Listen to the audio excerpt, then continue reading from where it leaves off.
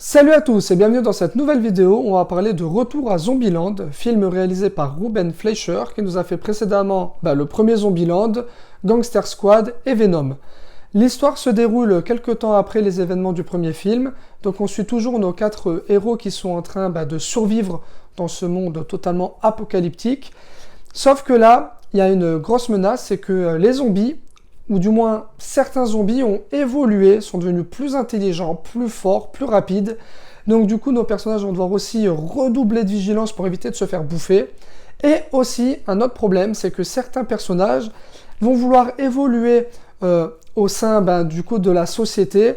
La petite, qui du coup est maintenant adolescente aussi, et même plus qu'adolescente, elle est limite jeune adulte, elle aussi veut du coup certaines choses, certaines envies.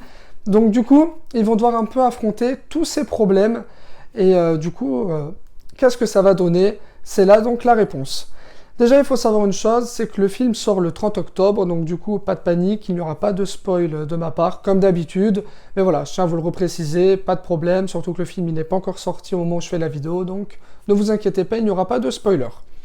Le film, alors bon, c'était sympa, mais il y a quand même toujours des problèmes. On va revenir un petit peu ensemble sur tout ça. Déjà, premièrement, il faut savoir que le film est assez fidèle à l'esprit du premier. C'est-à-dire que déjà, si vous avez détesté le premier, je pense que très clairement, c'est même pas la peine de regarder le deuxième parce que c'est pas celui-là qui va vous réconforter un petit peu avec le genre et avec la saga Zombieland. Parce que oui, très clairement, c'est un petit peu la même chose. On a un petit peu les mêmes qualités, les mêmes défauts. Donc du coup, on va revenir un petit peu sur les qualités et les défauts ensemble pour que vous compreniez pourquoi ça peut vous plaire ou pourquoi ça ne risque de pas vous plaire. Déjà, une chose moi que je trouvais assez pas mal dans le film, c'est que le film est rempli de références ciné et séries. Moi, j'ai trouvé ça plutôt assez rigolo, surtout que c'est assez bien amené. Alors oui, des fois, ça fait un petit peu fan service, mais sur moi, ça a fonctionné. Je trouve que ça marche plutôt bien. C'est assez rigolo, c'est-à-dire que, sans tout vous les dire, mais on a des références, par exemple, à Terminator et aux Simpsons, voilà, entre autres. Et je trouve que c'est assez bien amené et c'est assez rigolo. Voilà. Ensuite, le casting. Alors, on a toujours Woody Harrelson qui est juste fun, qui est juste cool, qui est charismatique. Moi, j'adore beaucoup cet acteur. Et je suis content de le voir un peu dans des rôles comme ça, parce qu'il a toujours des rôles assez durs en principe, assez dramatiques.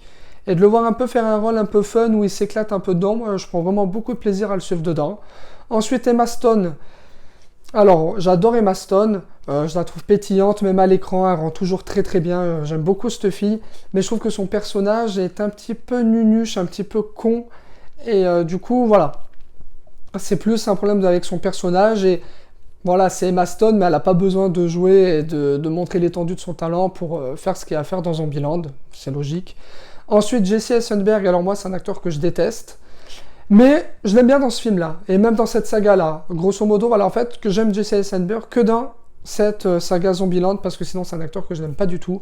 Et puis depuis Lex Luthor, là j'en suis déjà totalement allergique, donc voilà. Et ensuite donc Abigail Breslin.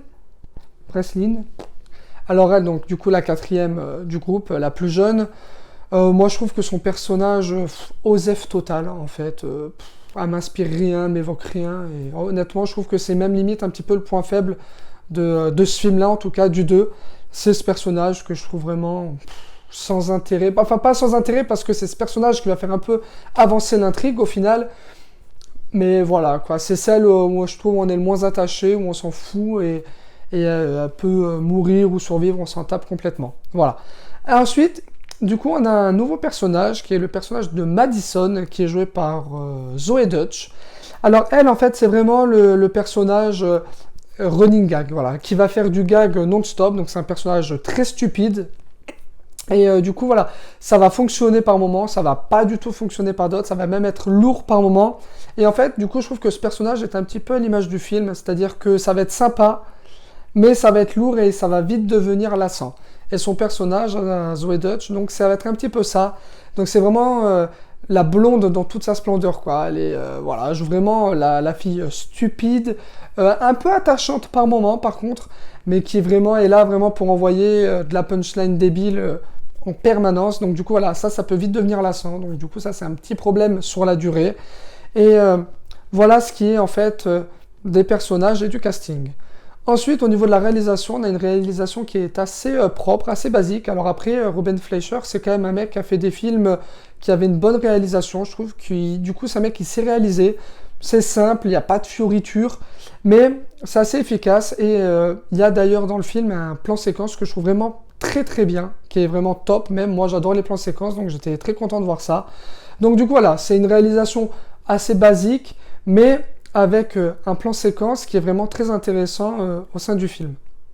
Après, on a toujours les petits montages qui font des fois limite un peu Guy Ritchie avec les règles du personnage de Jesse Eisenberg en disant poursuivre règle numéro 1, règle numéro 2, avec les awards du la meilleure tuerie de zombies de l'année, tout ça. Donc ça, c'est des petits trucs qui sont assez intéressants et qui marchent toujours très bien. Moi, je trouve que ça, ce sont vraiment les idées de réalisation, de montage qui marchent vraiment bien au sein du film. Après, voilà, le problème du film, c'est que c'est de l'humour, du coup, un peu potache, un peu guignolesque. Et au bout d'un moment, pour moi, ça me lasse. Je trouve que ça tourne un petit peu en rond. Et au bout d'un moment, je trouve que le film n'a plus grand-chose à raconter. Et voilà, ça n'empêche pas qu'on passe un bon moment, qu'il y a quelques bonnes idées. Voilà, comme je disais, il y a des choses où des fois, tu te dis, ouais, ça c'est une bonne idée, ça fonctionne bien. Mais malheureusement, ça s'essouffle. Et au bout d'un moment, on regarde un petit peu sa montre parce qu'on se dit, bon, c'est bon, on a compris. Alors après, il y a aussi un petit clin d'œil pour les fans à la fin du générique, ou enfin juste après la fin du film. Il y a un petit truc fan service pour les fans du premier. Bon, moi, ça n'a pas trop marché sur moi parce que j'aime bien le premier sans en être fan, mais c'est toujours sympa et ça fera plaisir aux fans du film parce que voilà, le film est vraiment fait pour les fans du premier parce que, comme je vous l'ai dit, c'est pas celui-là qui va vous réconcilier un petit peu avec Zombieland. Donc voilà, c'est tout ce que j'ai à dire sur ce film. Donc comme d'habitude, n'hésitez pas à commenter, liker, partager et vous abonner. Et moi sur ce, je vous dis hasta la vista baby.